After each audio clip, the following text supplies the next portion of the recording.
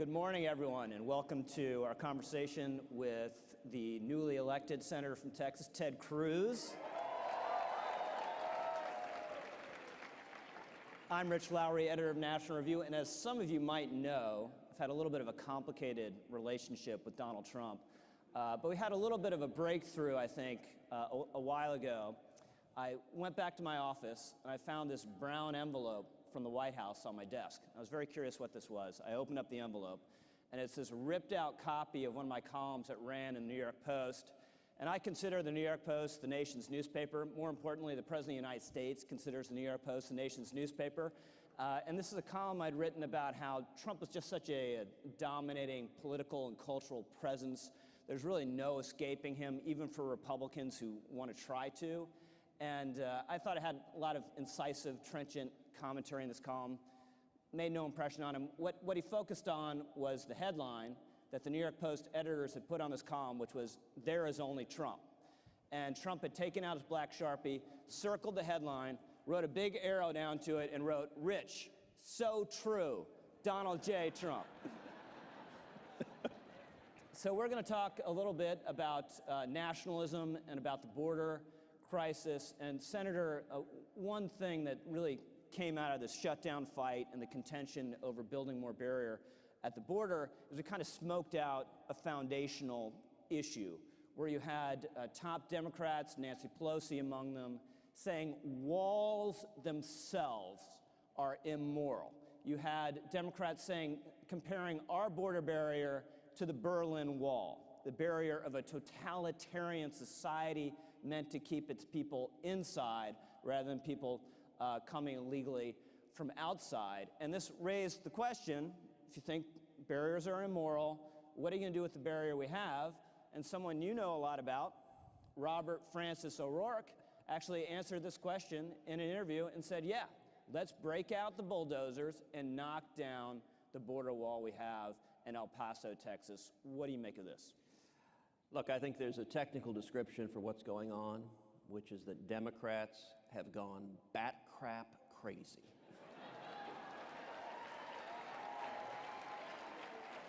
That's a political science term of art, right? If you look at the medical dictionary, it's under B. It is, in fact, a psychosis. Look, they're getting more and more and more extreme on every issue. Think back to the State of the Union. The State of the Union was a display of just how radical Democrats have gotten, where they embraced, they sat there embracing late-term abortion. Now, some of us are old enough to remember Bill Clinton standing there and at least claiming he wanted to see abortion safe, legal, and rare. Now, he wasn't telling the truth, but he was at least emphasizing rare. That's no longer the position of the Democratic Party. They are now for late-term abortion up to the moment of birth, or if you're Ralph Northam, after birth. I mean, that's crazy stuff. On immigration, you used to have Democrats who would say, well, yes, we should secure the border and we should have amnesty. That was the old Democratic position, and a lot of Republicans. Now, their position is, no, don't secure the border at all, let everybody in and have amnesty. I mean, it is disconnected. And if you look at the fight over the border wall, it's important to understand it wasn't about substance. So in 2013, not too many years ago, Chuck Schumer and every single Democrat in the Senate voted in favor of 350 miles of new border wall. The shutdown we just had a month ago was over 234 miles of new border wall. Same new border wall. Now, look, I'm not smart enough to explain how you're for 350 miles of new wall, but willing to shut the government down to stop 234 miles of new wall. And at the end of the day, it's real simple. It is emotional, visceral hate. This is not based on logic. They don't have an argument. Here is their reasoning. Trump equals wall. We, the Democrats, hate Trump, therefore no wall. That's it.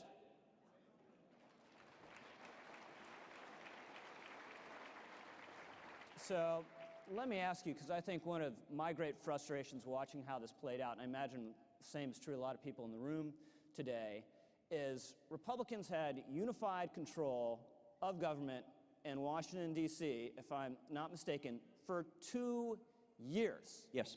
And how was it that we only came to focus on achieving one of the president's signature promises when Nancy Pelosi was becoming Speaker of the House? What happened in the prior 2 years that there wasn't funding for the barrier? It is a very good question. Let me say both good and bad. Let's start with the good.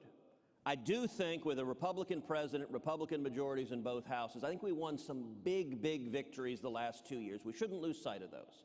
We passed an historic tax cut, the biggest tax cut of a generation, that included, among other things, repealing the Obamacare individual mandate.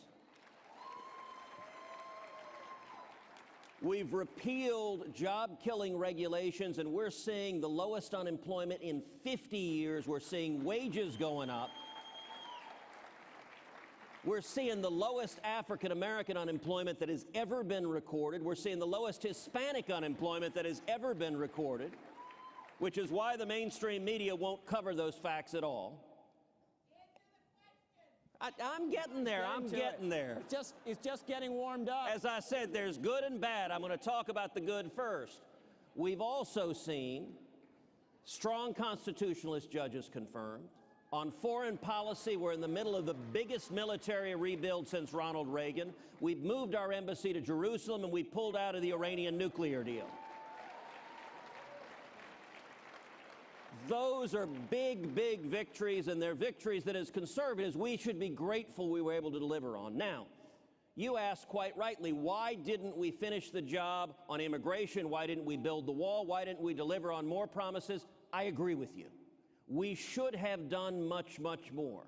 And I can tell you, last summer, starting in August, I did a long presentation to Senate Republicans that said, look, if you look at history, unified control of the federal government, both houses of Congress and the presidency, it's exceptionally rare for Republicans. It has happened a total of 8 years since World War II.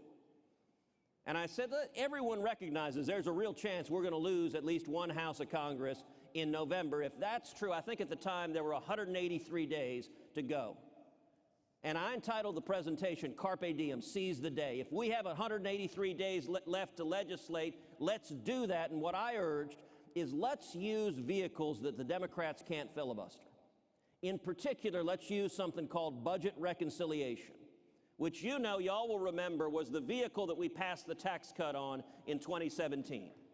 What matters about reconciliation is it's immune from filibuster, so you can pass legislation and the Democrats can't stop it. And what I urged my colleagues, and I urged the president, I urged the vice president, I urged the administration, let's take up a budget reconciliation and let's build the wall, let's fund the wall, let's get it done. And I want you just to imagine, if they had taken that advice, if we had had that fight and you had seen Elizabeth Warren screaming on the Senate floor to stop it, Bernie Sanders pulling what little hair he has out of his head, in September or October, and it culminated with Republicans standing together, funding and building the wall, I'll tell you right now, Rich, I don't think we would have lost the House of Representatives.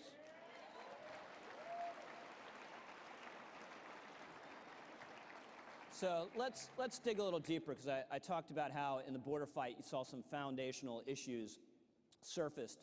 And I think the one that really is deepest here is the question whether we should have borders and the question of the legitimacy of the nation and the nation state and of nationalism. And there's kind of a loose notion out there that nationalism is something the Prussians came up with, these jack-booted thugs. Well, really, in the Western world, the foundational nation, for the way we think about this, was ancient Israel. God says to Abraham, I will make of thee a great nation. And he does. And you read in Numbers, there's an enormous passage where God actually sets out the borders of Israel like he's a surveyor. It's going to go around this hill, down here, go over here. And what's so amazing about this story is there's going to be a distinct people with a distinct territory, and they never give up that idea of the nation, no matter what tragedies and catastrophes befall them. You have Jews revolting against Rome to reestablish their nation. And amazingly, 2 millennia later, they do succeed in reestablishing their nation. And in 1982, Menachem Begin, Prime Minister of Israel, they find the bones of some of the Jewish rebels from the last revolt against the Romans in a cave somewhere. They excavate these, they bury them with military honors, and Begin says, "Dear fathers, we are here in this place, and we'll never leave ever again." In a nutshell, that is nationalism. That is concern for your own nation. And I'm curious, Senator, how you think about this issue that Donald Trump has brought to the fore. It's been hugely controversial. He's been criticized by the great and good all over the world, including the president of France, saying that there's something wrong with this attitude towards the nation. You know, the very opening words of the movie The Godfather are... That's a little bit later. The opening words are, "I believe in America." Let me tell you, look, I believe in America. And one of the things that drives the media and drives the far left crazy about President Trump is that he's willing to actually stand up and defend America.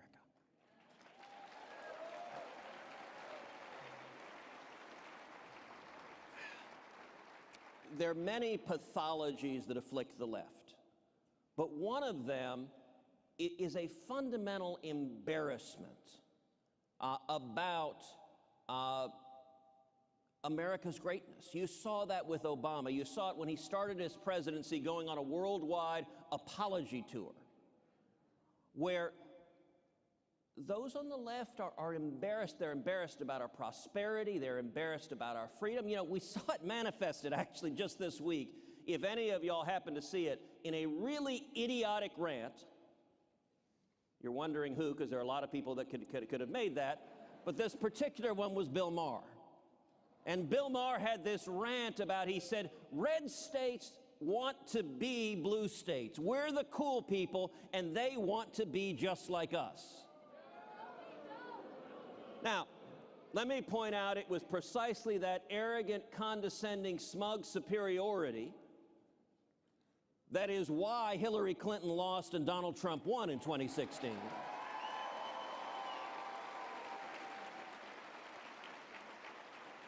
And if you desire to lead interacting with your fellow citizens saying you guys are a bunch of dumb, ignorant rubes that need to shut up and listen to me, is perhaps not the best message.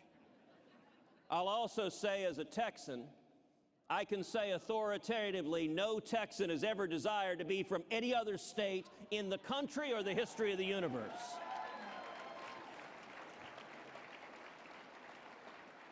In fact, people from the blue state, California, are moving into the red state. In vast numbers. By the way, the blue states with high taxes, high regulations, their people are fleeing because they don't have jobs. We saw, look, when New York chased Amazon out, because a bunch of New York socialists said, now, by the way, let's pause for a second. What on earth was Amazon doing? You're doing a nationwide search. Where do you want to base your second headquarters? I know, New York City. You almost deserve the pestilence that happens to you if you go into that willingly, going, okay, they're a bunch of crazy socialists. Let's go there. What do you think they'll do when we get there? But Senator, you got to focus on, as AOC said, the $3 billion windfall that's going to accrue to New York from chasing out Amazon. You can decommission a lot of cows with that kind of money. Look, magic money. By the way, let me say, I support cows. I hope to see PETA supporting the Republican Party now that the Democrats want to kill all the cows.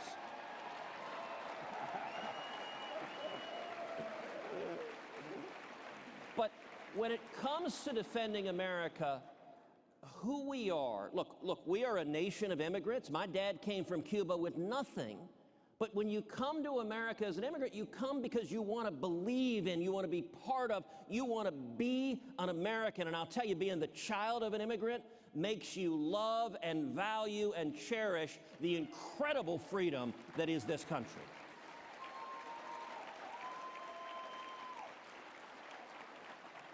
All right, so we have time just for one last question, and obviously we're all gearing up for 2020. It's going to be an absolute war, and you had a really tough race in 2018, unexpectedly in a lot of ways.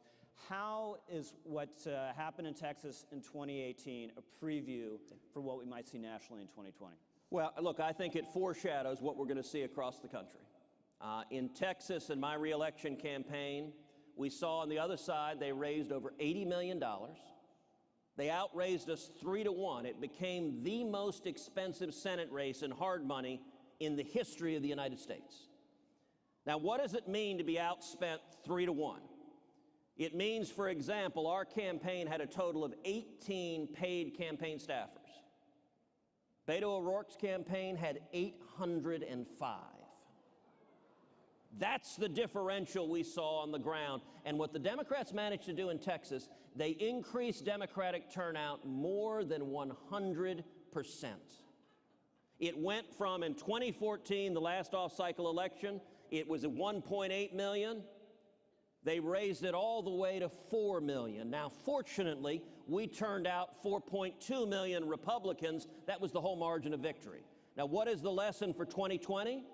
We are going to see the left turn out in massive numbers. They're going to flood cash. That differential is going to be the battle for the country. And so let me just close by saying the men and women of CPAC, the young people of CPAC, it's going to take every one of you speaking out, volunteering, energizing, giving money, using your voice, because we're going to see a crazed assault from the left, more unhinged than anything we have seen. Now, there's also the good news.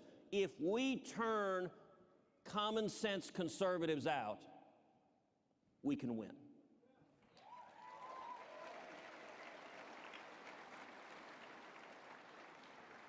Ladies and gentlemen, Ted Cruz, thank you very much.